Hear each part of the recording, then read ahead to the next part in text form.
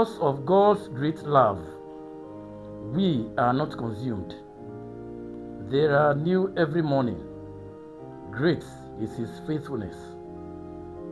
My dear Christian friends and beloved in Christ, today is 8 of 40, meaning 8 days of the Lenten season of our sacred journey to the cross.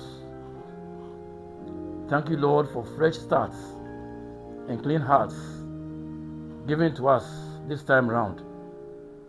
Now let us join the Emmanuel Methodist Junior Choir of the Methodist Church Ghana in La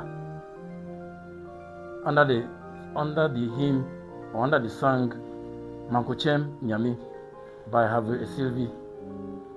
Now my name is the very Reverend Joseph Osabuti Agweji, La Circuit, Accra Diocese of the Methodist Church Ghana.